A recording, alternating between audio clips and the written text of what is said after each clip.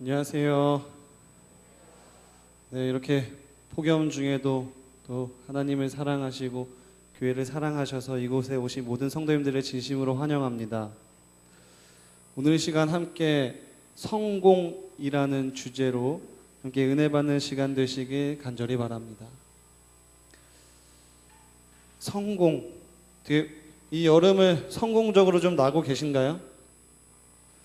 이 폭염을 좀 성공적으로 이겨내시고 계신가요? 네, 성공의 사전적 의미로는 목적하는 바를 이룸이 바로 성공입니다. 제가 성도님들께 한 가지 질문을 드리도록 하겠습니다. 성공, 좋은 것인가요? 나쁜 것인가요? 네. 인생을 살아가며 어쩌면 성공의 필요성을, 어쩌면 그 성공의 그 필요성을 추구하면서 우리는 살아가고 있는 것 같습니다. 성공적인 삶, 성공적인 인간관계, 성공적인 학업과 직장, 그리고 매일 매순간의 성공적인 선택들. 그래서 우리의 삶을 곰곰이 생각해 보면 성공이라는 큰 카테고리 안에 여러 종류의 다양한 형태와 상황과 모양만 변형된 모습일지 모르겠습니다. 우리의 생각과 삶의 방향이 성공을 향해 가고 있다고 때로는 그러한 생각이 들기도 합니다. 성공, 한 인터넷 사이트에서는 연령대별 인생의 성공에 대하여 쓴 글이 있습니다. 먼저 10대입니다. 근데 이 10대에 대해서 살펴보기 전에 요즘 몇 세 인생이라고 하죠? 네, 100세 인생이라고 합니다. 자, 그렇다면은 100세까지 있겠죠? 네, 먼저 10대입니다. 10대의 성공은 이것입니다. 성공한 아버지를 뒀으면 성공한 인생이라고 하고 있습니다.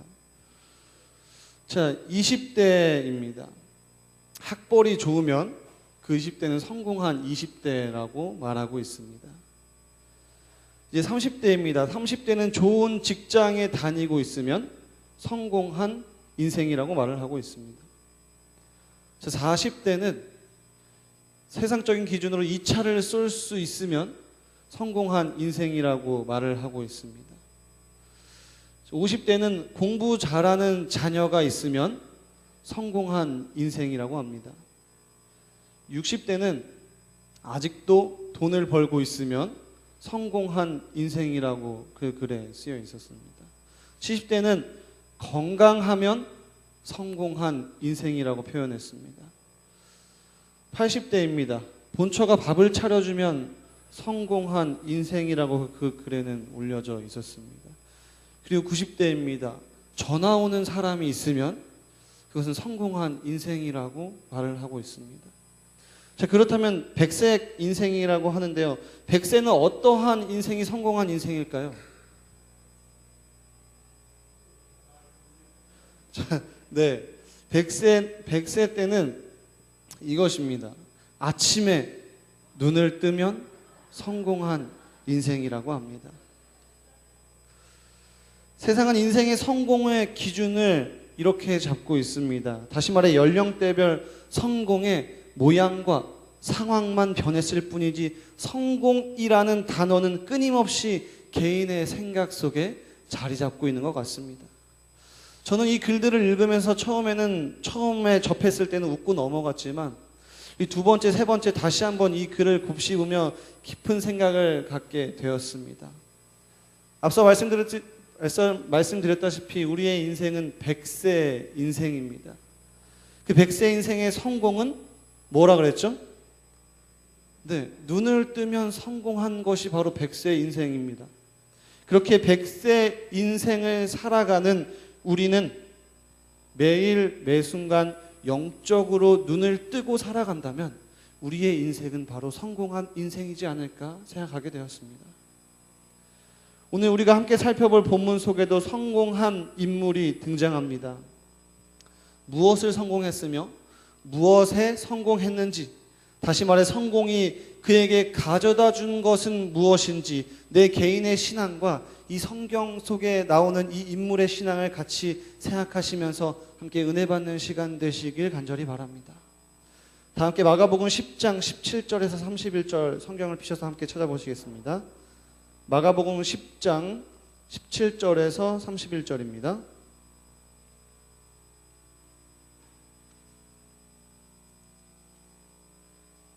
마가복음 10장 17절에서 31절 말씀입니다. 제가 홀수절을 읽으면 성도님들께서 짝수절을 읽어주시면 감사하겠습니다. 예수께서 길에 나가실새 한 사람이 달려와서 꿇어앉아 묻자오되 선한 선생님이여 내가 무엇을 하여야 영생을 얻으리이까?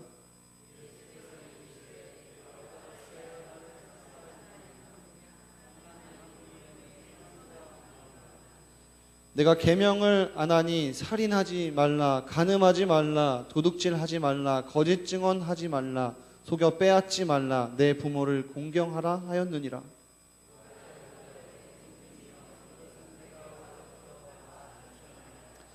예수께서 그를 보시고 사랑하사 이르시되 내게 아직도 한 가지 부족한 것이 있으니 가서 내게 있는 것을 다 팔아 가난한 자들에게 주라. 그리하면 하늘에서 보화가 내게 있으리라. 그리고 와서 나를 따르라 하시니.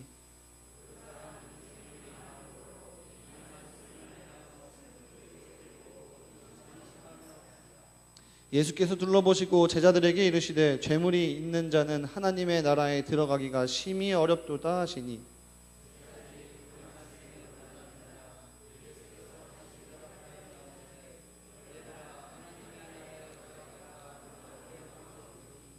낙타가 바늘귀로 나가는 것이 부자가 하나님의 나라에 들어가는 것보다 쉬우니라 하시니.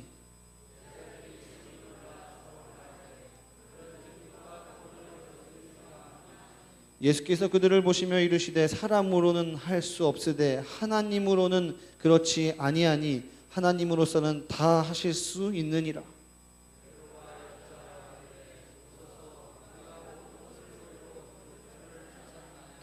예수께서 이르시되 내가 진실로 너희에게 이르노니 나와 복음을 위하여 집이나 형제나 자매나 어머니나 아버지나 자식이나 전토를 벌인 자는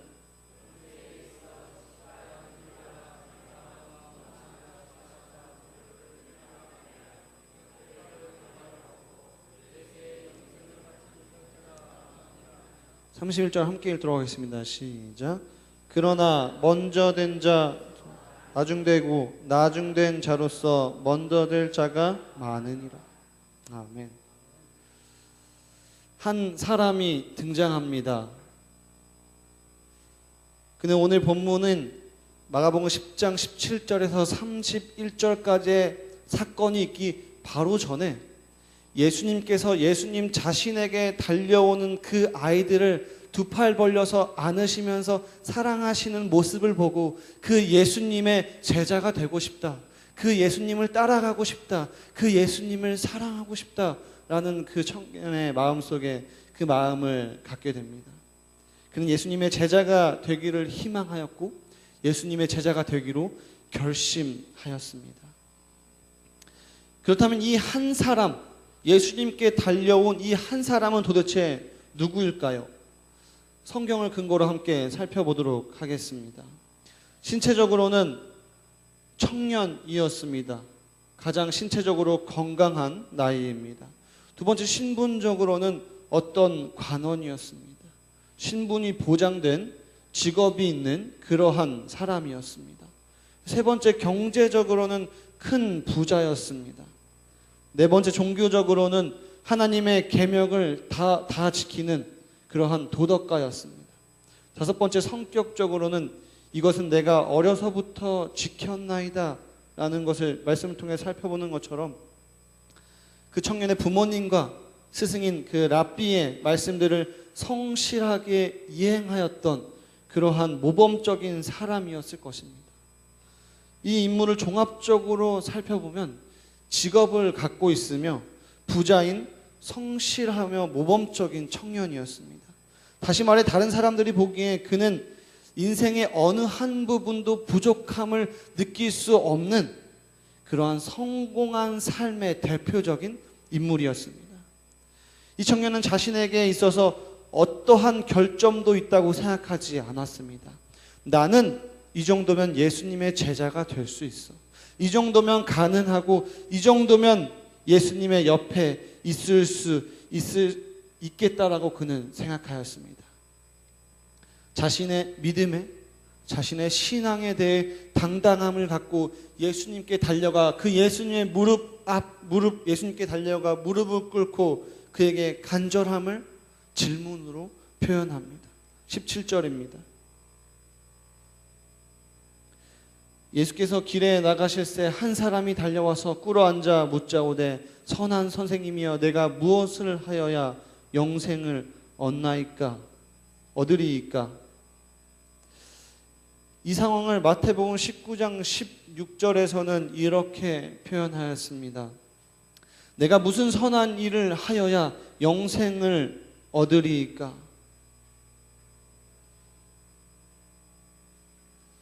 다시 말해 영생을 얻으려면 선한 일을 행해야 하며 내가 무엇을 하여야 내가 어떠한 선한 일을 행하여야만이 선한 선생님께서 해야만 하는지 선한 선생님께 그 청년은 묻는 것이었습니다. 누가 봐도 부족함이 없어 보였고요. 누가 봐도 성공한 부자 청년의 간절한 질문에 예수님께서는 이렇게 대답하십니다. 내가 어찌하여 나를 선하다 일컫느냐? 하나님 한 분 외에는 선한 이가 없느니라. 아멘. 부자 청년을 비롯하여서 그곳에 모인 많은 사람들을 어떻게 하여야, 무엇을 하여야, 다시 말해 행동에 집중하지만 구원은 누가 베풀어 주시느냐에 달려 있다는 것이었습니다. 구원은 얼마나 선한가, 구원은 얼마나 선한 행동을 하고 있는가에 달려 있는 것이 아니었습니다. 다시 말해 인간의 선은 상대적이지만 하나님의 선은 절대적이기 때문에 예수님께서는 그 부자 청년으로 하여금 그의 관심을 인간적 선으로부터 하나님의 절대적 선으로 그의 개념을 전환시키고자 하셨던 것입니다. 그리고 이어서 예수님께서는 그 부자 청년에게 10계명 가운데 이웃 간에 지켜야 할 5제부터 10번째 계명을 구별하여서 행동하였는지, 그것을 잘 지키고 이행하였는지 질문하셨습니다. 19절에서 20절입니다. 내가 계명을 안 하니 살인하지 말라, 간음하지 말라, 도둑질하지 말라, 거짓 증언하지 말라, 속여 빼앗지 말라, 내 부모를 공경하라 하였느니라. 그가 여짜오되 선생님이여 이것은 내가 어려서부터 다 지켰나이다.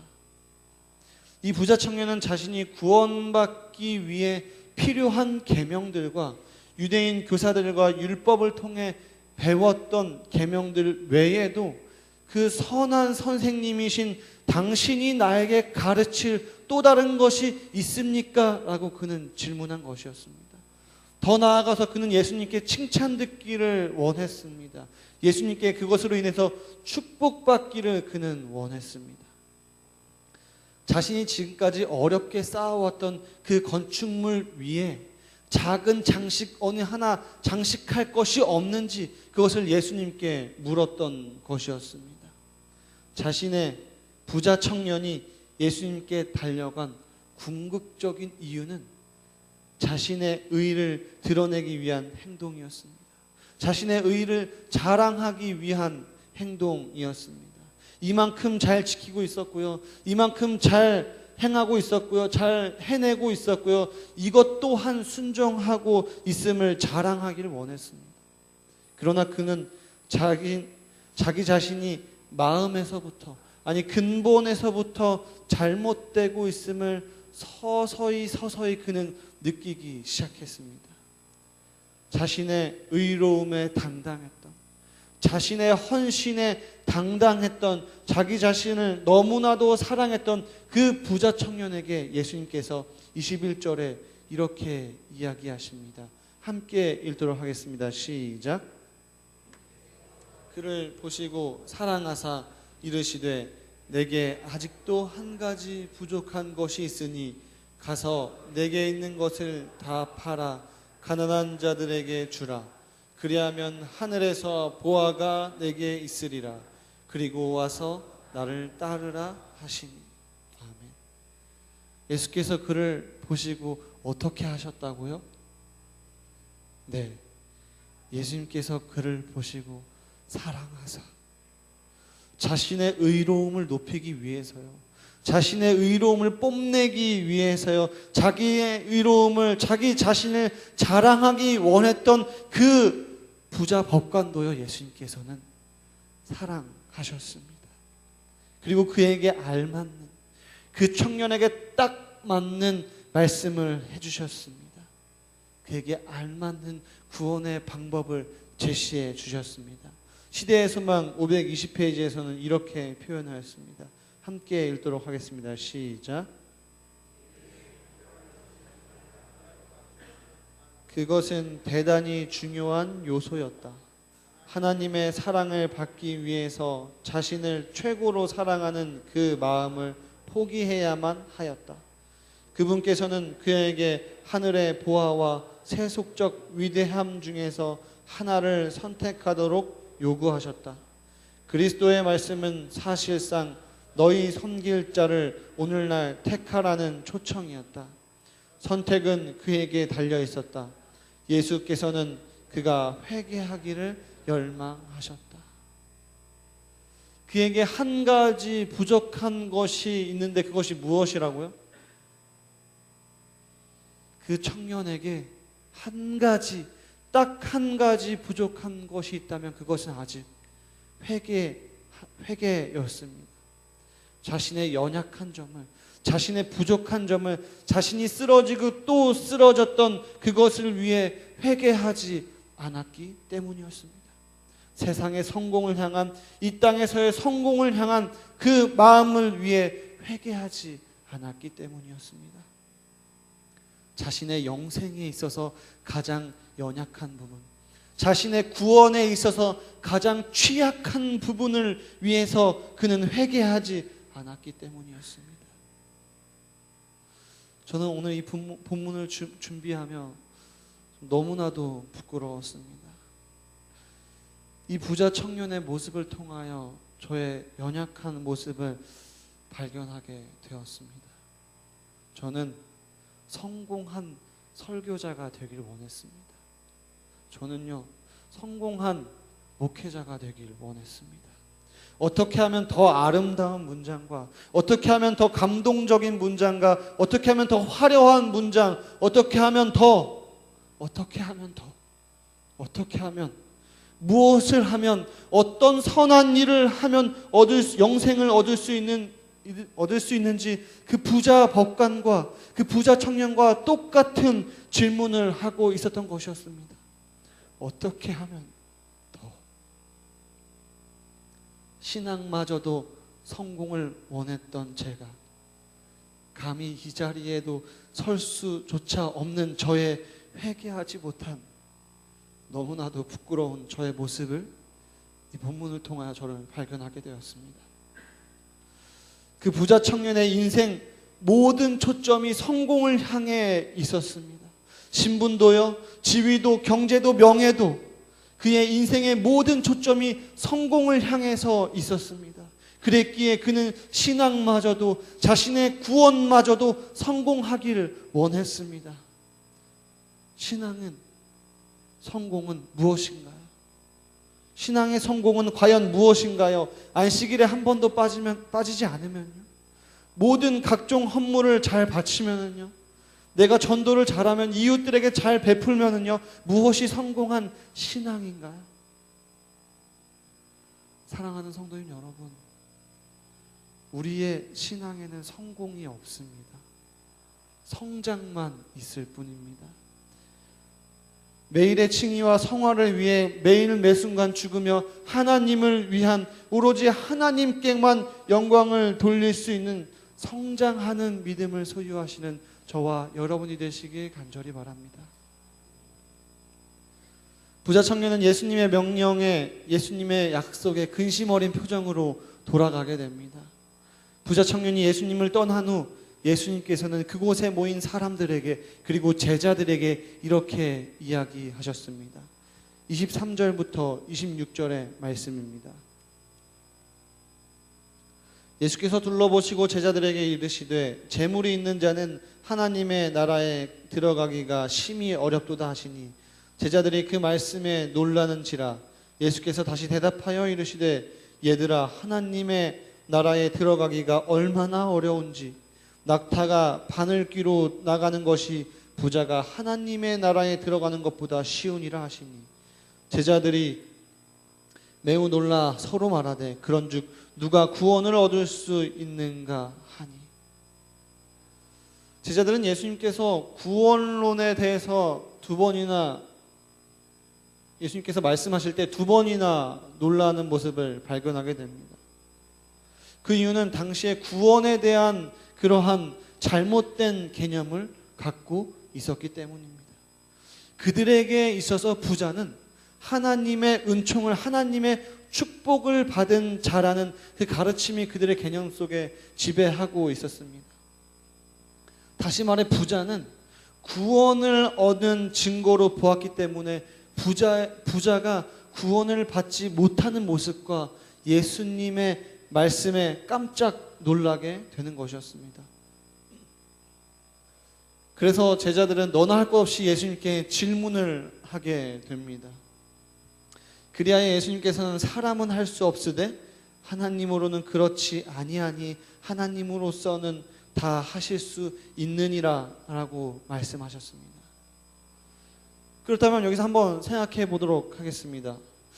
조금 전에 그 부자 청년에게는 그에게 있어서 구원에 관련된 부족했던 행동과 행실과 그 행위를 알려주셨는데 그 청년이 떠나자마자 부자는 하늘에 갈 수 없다, 어렵다, 사람은 할 수 없다 등등의 말씀을 하셨습니다. 부자 청년에게 하신 말씀과 제자들에게 하신 말씀이 다른 모습을 보며 예수님께서는 이중적인 모습이었던 걸까요? 부자 청년에게 희망 고문을 한 것이었던 걸까요? 부자 청년과의 대화를 통해 예수님께서는 제자들에게 그리고 구원에 대한 잘못된 생각을 갖고 있는 백성들에게 두 가지 교훈을 주시길 원하셨습니다. 첫째는 하늘 왕국에 들어가기 위해 요구되는 자기 희생의 중요성이었습니다. 그리고 두 번째로는 돈을 사랑하는 것의 위험함을 가르쳐 주시기 원하셨습니다. 이 예수님의 말씀을 듣고 나서 알듯말듯한 그 제자들을 대표해서 베드로는 예수님께 질문합니다. 28절에서 30절 말씀입니다. 베드로가 여짜와 이르되 보소서 우리가 모든 것을 버리고 주를 따랐나이다. 예수께서 이르시되 내가 진실로 너희에게 이르노니 나와 복음을 위하여 집이나 형제나 자매나 어머니나 아버지나 자식이나 전토를 벌인 자는 현세에 있어 집과 형제와 자매와 어머니와 자식과 전토를 100배나 받되 박해를 겸하여 받고 내세에 영생을 받지 못할 자가 없느니라. 베드로의 질문에 내포되어 있는 의미는 그러면은 이 모든 것을 포기한 우리들이 받을 보상은 무엇인가요? 라는 말이 함축되어 있었습니다. 이러한 베드로의 질문과 잘 이해하지 못하는 제자들의 마음에 실물교훈은 이렇게 표현하였습니다. 저들은 함께 읽도록 하겠습니다. 저들은 시작.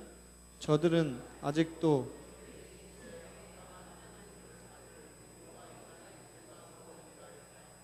저희 중에 한 사람이 어떤 일에 실패하는 경우에는 다른 이들은 우월감을 갖곤 하였다. 아직도 제자들에게 있어서 구원은 선물이 아닌 자신의 노력에 합당한 보수를 받는다고 생각하였던 것입니다. 모든 것을 버리고 예수님을 따랐다라는 그 이유만으로 영적 자만과 영적 교만과 영적 우월감에 빠지기 쉬웠던 그 제자들에게 이렇게 말씀하십니다.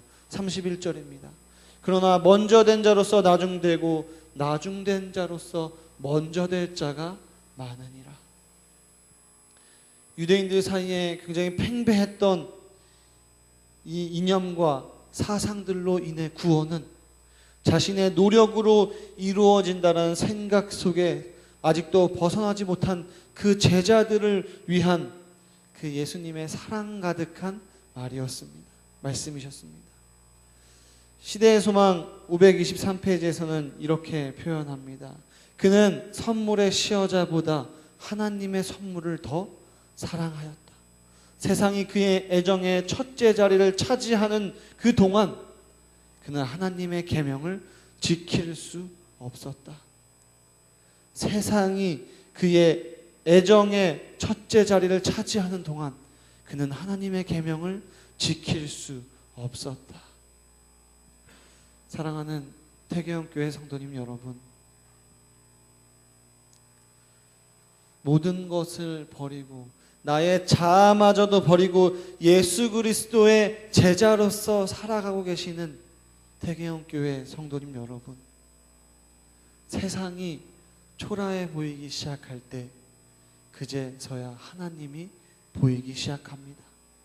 세상의 권력, 세상의 명예, 세상의 재력과 세상의 인맥이 초라해 보이기 시작할 때에, 그것이 가치 없게 보이기 시작할 때에 하나님이 보이기 시작하는 것입니다. 세상의 기준에서 성공이 아닌 하나님의 기준에서 성장하시는 저와 여러분이 되시길 간절히 바라며 말씀 마치겠습니다.